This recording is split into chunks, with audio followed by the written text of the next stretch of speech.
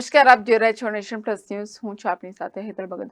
Baroda cricket association દ્વારા ખેલાડીઓએ મેળવેલી સિદ્ધિઓની જાણકારી આપવા માટે પત્રકાર પરિષદ યોજવામાં આવી હતી.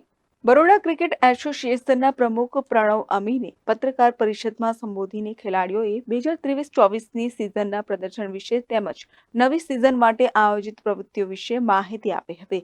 તેમણે જણાવ્યું હતું કે વડોદરાના ખેલાડીઓએ શ્રેષ્ઠ પ્રદર્શન કરીને નોકઆઉટ અને ક્વોલિફાયર રાઉન્ડ સુધી પહોંચ્યા છે. વડોદરાના હાર્દિક પંડ્યા, યશિકા ભાટિયા અને રાધા યાદવ ભારત તરફથી રમી રહ્યા છે.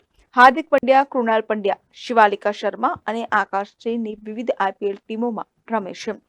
બીસીએનું પોતાનું કૌટુંબી સ્ટેડિયમનું બાંધકામ પૂર્ણ થઈ ગયું છે. હવે ત્યાં કૌટુંબી ખાતે આગામી 25મી એપ્રિલથી શરૂ થશે.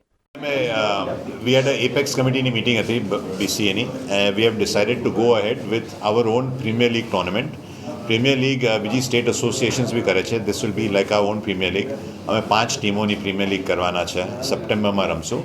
This is as per BCCI rules. બીજી સ્ટેટ એસોસિએશન્સ બી કરે છે.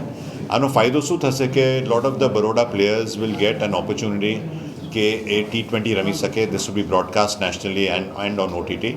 અને જેવું બ્રોડકાસ્ટ થાય so people will get an opportunity, talent scouts will pick up and it will improve the cricketing in Baroda. So we will start with the franchisee model first. Our state association will manage the tournament અને પછી અમે ટીમ્સને 2 વર્ષ પછી 2 કે 3 વર્ષ પછી જેવું tournament start થાય ત્યારે વેચી દઈશું. Bureau report, Nation Plus News, Vadodara.